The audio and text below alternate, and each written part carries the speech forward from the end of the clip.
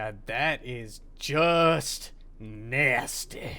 Retrovirus is a first-person 6 Degrees of Freedom shooter akin to the old Descent games. Created by Cadenza Interactive and released back in 2013, Retrovirus tosses you into the control seat of an antivirus program on a regular old desktop computer. The game opens up with some really weird-looking virus worm thing infecting the computer you stand guard over, and you are immediately tasked with tracking it down and de-rezzing the shit out of it. On your mission, you've got an AI companion, Oracle, to guide you through the computer's systems as you try to track down and delete the virus that's causing all sorts of a ruckus on the computer. You'll meet a few zany programs, each with their own quirks, and you'll be privy to some pretty hilarious dialogue between them and Oracle. As you make your way through the levels, you'll be going from program to program, and you'll get various weapons. The weapons themselves are honestly pretty standard shooter fare. You've got your semi-auto gun, your shotgun, your rocket launcher, etc, yada yada. Each weapon, before you've tossed any upgrades onto it, will leave a mark on things that you hit with it. When you scan the mark, it'll do something different,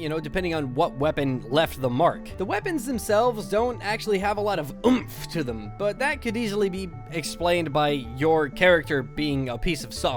Some weapons are frankly more useful than others, especially in vanilla mode before upgrades. Personally, I ended up using the chain gun more than anything else, and I actually had to force myself to switch between the guns that I have. As you slay the crap out of weird virus beasts, you'll get experience points and you'll level up. Each level grants you 1 skill point, and you can use that to unlock new abilities and a pretty awesome skill web hexagon thing. Upgrades will mainly affect your weapons, but there are plenty that affect other things, like the number of health pods or reload canisters that you can carry. Some weapon upgrades will change a big part of their core functionality, like the rocket launcher splitting into multiple rockets, which honestly isn't as useful as it sounds. This will in turn affect how your scan function interacts with the marks, and some upgrades will honestly just completely remove marking from weapons. It feels out of place to remove something that feels so core to the game as marking and scanning, especially since it adds a really neat flow to combat, and it combines really well with some scan-based upgrades. Each weapon and their upgraded forms should retain some kind of marking function. As an aside about the scan feature, you can charge up your scan to release an Omni scan that reveals everything around you. It's really useful. It shows you where enemies, corruption tumors, and exits are. The charge builds up as you hold down the scan button, and the only way to tell how charged you are is by a little whirring sound that'll play. There's no visual representation or feedback to show that you're fully charged. For people that have a hearing impairment, this is kind of a problem, especially since as someone that can hear, it's still finicky for me to figure out when I'm fully charged. There should definitely be some kind of visual feedback to show that the scan is ready. Something as simple as the edges of the screen going blue would work perfectly. You can switch your upgrades around at any time and at no cost, so you should definitely experiment around. I think you'll find that some upgrades are kind of useless, but after some toying around, you'll end up with a great combination that really works for you and how you want to play Retrovirus. Honestly, what's so especially kick-ass about Retrovirus, in my mind, is how the devs went about building the world. There are plenty of games that take place inside of a computer or a piece of software, and likely because of its popularity, many of them take their aesthetics straight out of Tron.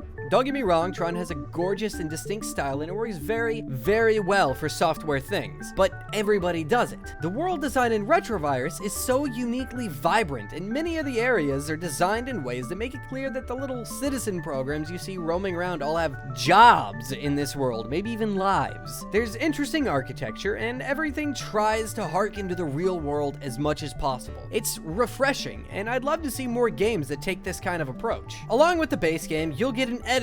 I haven't dug into it myself, so I can't speak for how easy it is to use, but I do know that you can use it to make maps and other kinds of mods for the single player and multiplayer modes in Retrovirus. It's a shame to say, but there are simply not any mods for the game out. There are 2 on Steam, and that's pretty much all I could find even after a Google search. And yes, I did say multiplayer. The multiplayer in Retrovirus works basically like your standard first-person shooter multiplayer. You got your classic modes like Deathmatch with or without teams and Domination, but they also tossed in a MOBA mode that has you battling players and mobs as you try to destroy a nexus. I'm pretty sad to say that I haven't actually been able to try out any of the modes because nobody's playing online. Lastly, there are 3 challenges that you can attempt that are separate from both the multiplayer and the single player campaign. They're just little levels independent of everything you can attempt. There are only 3, but they're all fun and difficult, so they're definitely worth giving a shot.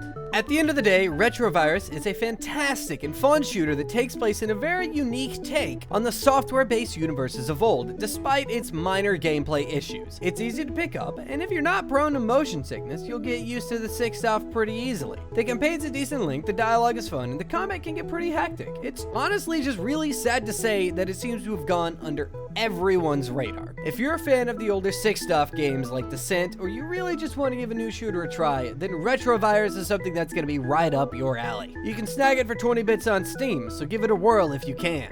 That is it for this episode of Indie Bytes. I hope you enjoyed. If you did, please leave a like and subscribe for more. Be sure to send me any indie games you think I should check out either in the comments down below or on Twitter. My handle's @forkh. You can also shoot me an email. It's fork4h@gmail.com. I will see you next time. Bye!